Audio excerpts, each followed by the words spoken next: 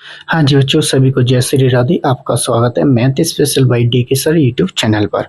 आप देख रहे हैं एनसीईआरटी मैथ हाई स्कूल का और यहाँ से करा रहे हैं अध्याय नंबर दूसरा। ठीक है, अध्याय नंबर दूसरे का जो नाम है आपका क्या रहेगा, बहुपद।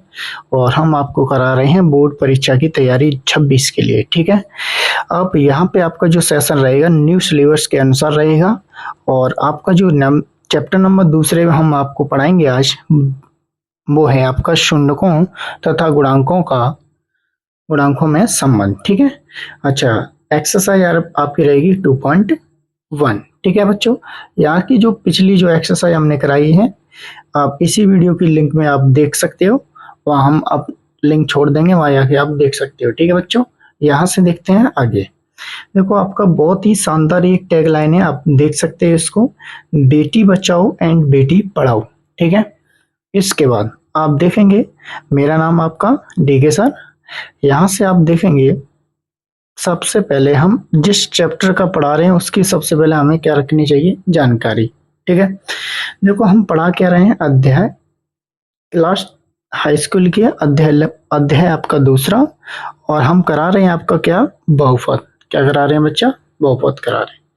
हम यहाँ पे आपने लिखा है हमने बहुपद क्या है, बहुपद क्या है। तो आप देखेंगे बहुपद क्या है, मैं इसके बारे में आपको बताता हूँ। आगे चलिए, यहाँ पर आपका लिखा हुआ है बहुपद। ठीक है, बहुपद की थोड़ी सी जानकारी आप देखते हैं कैसे।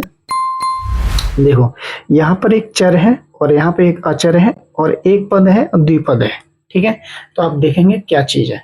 देखो चर क्या चीज है, चर वो वैल्यू होती है, देखो एक से लेकर अनंत तक कोई भी नंबर और ए से लेकर जेड तक की जो भी अल्फाबेट मीनिंग होती हैं उनके साथ अगर गुणा किया जाए तो उनको जो बनने वाला जो प्रोडक्ट होगा वो आपका क्या कहलाता है, चर। जैसे जैसे मैंने आपका लिया 2 और इनटू में मैंने करा दिया x, इसका जब गुणा कराएंगे तो आपका क्या हो जाएगा 2x। अगर मैंने यहाँ लिया 1 और यहाँ लिया a तो आपस में गुणा कराऊंगा तो a, यह चर है। अगर मैंने यहाँ पर लिया 3 और यहाँ पर लिया मैंने 22 तो ये आपका क्या है, ये भी चर है। ठीक है, तो चर कौन कौन से होते हैं तो आप देखेंगे, लिख लो चर कौन कौन से होंगे बच्चों। हम चर को सबसे पहले लिखते हैं। देखो चर बच्चों रहेंगे आपके जैसे कि 2x, 4x।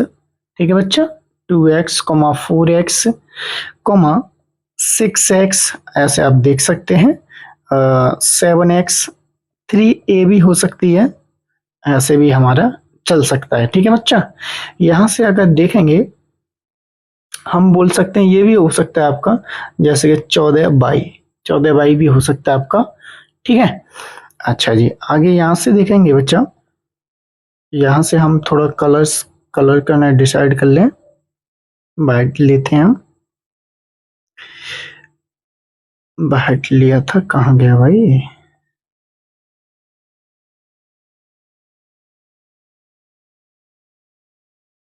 आ गया वाइट आ गया। अब यहाँ से देखते हैं, देखो ये वाइट आपको अच्छी तरह से दिखेगा इस पर। यहाँ से देखेंगे अचर वैल्यू। अचर क्या होता है, जिसके साथ x और y का गुणा यानी a से लेकर z तक की वैल्यू का कभी भी इसका गुणा नहीं किया जाए, वो क्या होती है, अचर वैल्यू।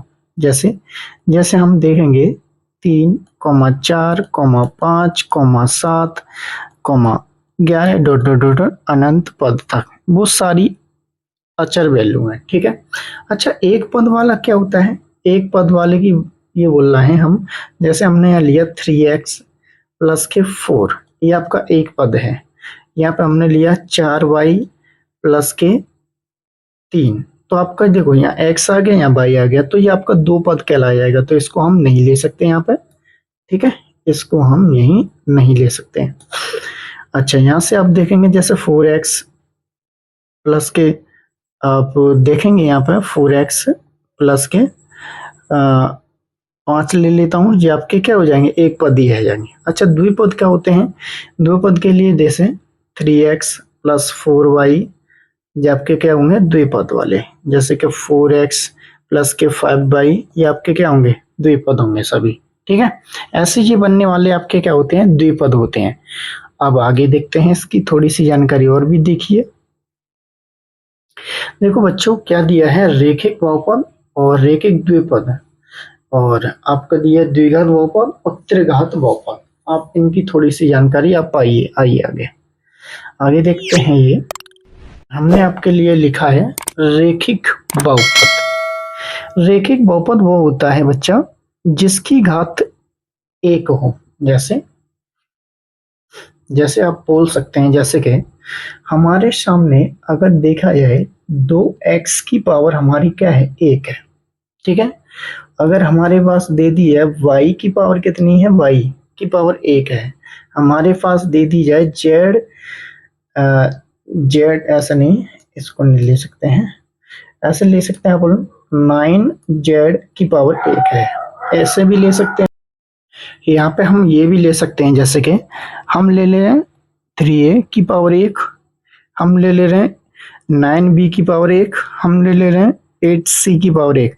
ये पावर एक वाले जितने भी हैं आपके, ये सब आपके क्या कहलाए जाते हैं, रेखिक बहुपद। ठीक है, रेखिक बहुपद। जैसे हम यहाँ ऐसे भी बना सकते हैं, जैसे 2x प्लस के 4, ये आपका क्या है, रेखिक बहुपद है। ऐसे हम बना सकते हैं। आगे रखेंगे, ये हमारा आगे मिला है आपका रेखिक द्विपद। रेखिक द्विपद क्या मिला है, रेखिक द्विपद। अब रेखिक द्विपद क्या होता है, जैसे देखो जिसकी पावर तो एक रहेगी और जिसमें दो पद वाले होंगे। जैसे कि हम बोल सकते हैं 2x प्लस के 3y, 2x प्लस के 3y। देखो x पे भी पावर एक है, y पे भी पावर के एक है, तो ऐसा जी बनने वाला जी क्या आ जाता है, आपका द्विपद होता है, रेखिक द्विपद। यहाँ से हम मान सकते हैं, जैसे ऐसे भी हम ले सकते हैं, जैसे 5x प्लस के 4y। ठीक है, ये भी आपका क्या होगा, रेखिक बहुपद होगा। हम ऐसे भी ले सकते हैं ax प्लस के by। ठीक है, ये भी आपका क्या होगा, रेखिक द्विपद वाला होगा, द्विपद वाला। ठीक है बच्चा, यहाँ से देखो आगे भी देखते हैं। ये आगे देखेंगे, देखो यहाँ से मेन बात आती है आपकी, इसकी मेन बात क्या है, ये द्विघात बहुपद जिसकी घात क्या हो, दो हो। जैसे x की पावर कितनी है, दो, और इसके साथ मैंने कोई जोड़ दिया नंबर, तो ये आपकी क्या कहलाई जाती है, बहुपद। बहुपद कौन सा बहुपद, द्विघात बहुपद। ठीक है, बहुपद। अगर हम ऐसे भी लिख सकते हैं, जैसे कि हम ऐसे भी लिख सकते हैं बच्चा, कैसे लिख सकते हैं, देखो जैसे हम ऐसे भी लिख सकते हैं एक्स स्क्वायर। ठीक है, ऐसे भी लिख सकते हैं वाई स्क्वायर प्लस के 9। ये आपकी क्या हो जाएंगे, ये सारे सभी बहुपद होते हैं। ठीक है, ये सभी हमारे क्या होते हैं, बहुपद होते हैं। ठीक है बच्चों, ये यहाँ से आगे देखेंगे त्रिघात बहुपद। त्रिघात बहुपद क्या होता है, जिसकी घात तीन हो। जैसे जैसे 3x प्लस के 4, ये आपकी क्या है, त्रिघात। जैसे 3y की घात 4, 3x। अब यहाँ पे हो जैसे ZQ प्लस के 4, ये आपके क्या है, त्रिघात बहुपद हैं। ठीक है बच्चों, इसके देखो त्रिघात क्या कहलाए जाते हैं, जिसकी घात तीन हो। अब आते हैं हम एक्सरसाइज 2.1 पे। अब आते हैं बच्चा हम एक्सरसाइज 2.1 पे। अच्छा जी, यहाँ पे आप देख सकते हो, जो बोला गया है किसी बहुपद px के लिए y बराबर px का ग्राफ नीचे आकृतियों हैं। प्रत्येक आकृति में px के शून्यकों की संख्या ज्ञात कीजिए। संख्या ज्ञात करनी है, प्रत्येक शून्यकों की संख्या हमको। तो ठीक है, तो आप देखेंगे ये आपका x अक्ष होता है ये पूरा, और आप इसको देखेंगे ये आपका पूरा क्या है, y अक्ष है। ठीक है, ये आपका क्या है, x अक्ष है, और ये आपका क्या है, पूरा y अक्ष है। तो आप कैसे शून्य निकाल सकते हैं, हमें निकालने हैं x के। ठीक है, हमें क्या निकालना है, x के शून्य निकालने हैं, और px के सब यानी y के बराबर px पे, यानी x की लाइन पे जितने भी हमारे ये आपका x है, इस पे जो बनने वाले जो शून्य हैं वो हमें निकालने हैं। ठीक है, तो आप देखेंगे इस पे कितने शून्य बनने हैं, x की लाइन पे शून्य तो नहीं बनने हैं, एक भी ना बनने। तो आप क्या करेंगे बच्चा, ऐसे करेंगे, इसको आप बोलेंगे px का शून्य कितना यहाँ पे शून्य है, क्या है आपका शून्य यानी 0 है। तो पहले का आंसर क्या रहेगा आपका 0 रहेगा। इसके बाद पहले का दूसरा पार्ट देखिए बच्चा, पहले का दूसरा पार्ट देखते हैं। पहले का दूसरा पार्ट क्या है, देखो इस पर शून्य निकालने हमें कितनी बार ये वाली लाइन कितनी बार टच होके जा रही है, एक्स वाली पे कितनी बार होके जा रही है, एक बार। कितनी बार होके जा रही है, एक बार। जब एक बार होके जा रही है तो इसका पी एक्स कितना हो जाएगा, शून्य, एक हो जाएगा। तो इसका आंसर क्या रहेगा बच्चा, एक रहेगा। इसी के साथ साथ क्वेश्चन पहले का तीसरा देखते हैं। पहले का तीसरा देखेंगे, यहाँ पे x पे कितनी बार टच होके जा रही है। अब यहाँ से देखेंगे बच्चा, एक बारी, दो बारी एंड 3 बारी। तो हम यहाँ से लिख सकते हैं इसके जो शून्य रहेंगे तो इसकी कितनी बार px के कितने शून्य के, इसके 3 शून्य के। तो इसका आंसर क्या रहेगा, 3 रहेगा। ठीक है बच्चा, इसका आंसर क्या रहेगा, 3 रहेगा। इसी के साथ साथ देखते हैं पहले का चौथा पार्ट। पहले का चौथा पार्ट का है आपका, देखिए ये है आपका पहले का चौथा पार्ट। पहले का चौथा पार्ट देखेंगे तो आपके इसके बाद देखिए इस पे कितने शून्य किसको एक्स पे कर रहे हैं, देखो माइनस की तरफ कर रहे हैं, पर ये कितने हैं एक्स की तरफ, एक्स की लाइन पे 2 हैं। तो आप लिख सकते हो इस पर, यहाँ पे लिखेंगे पी एक्स के शून्य कितने हैं आपके, 2 हैं। पी एक्स के कितने शून्य के आपके बच्चा, 2 हैं। ठीक है, इसी के साथ साथ आप आगे देखेंगे इसको, पहले का 5वां पार्ट रहेगा आपका। पहले का 5वां पार्ट, पहले का जो 5वां पार्ट है आप देखेंगे तो देखो एक्स की जो लाइन है, एक्स अक्ष की जो लाइन है, इस पे कितने बार टच हो रही है लाइन, 1 2 3 एंड 4। तो आप देखेंगे इसके शून्य कितने रहेंगे, इसके शून्य रहते हैं 1 2 3 4। तो कितने शून्य रहेंगे बच्चा, 4। तो इसका आंसर क्या रहेगा, 4। ठीक है, अब इसी के साथ साथ देखते हैं क्वेश्चन नंबर, इसी का पहले का लास्ट है ये आपका। बहुत ही आसान प्रश्नावली थी ये, बहुत आराम से लग गया।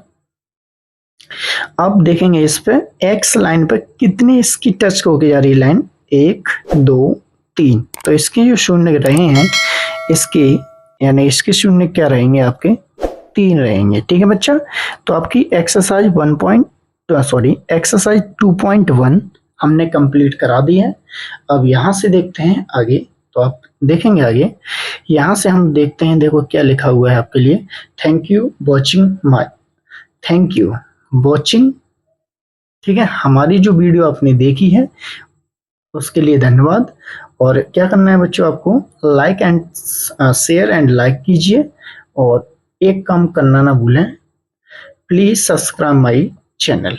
ठीक है बच्चों, तो आप यहाँ तक मैंने एक्सरसाइज 2.1 का पूरी कंप्लीट और बेसिक बताते हुए मैंने आपको पूरा सॉल्व किया है। आगे देखेंगे अगली वीडियो में एक्सरसाइज 2.2। Thank you.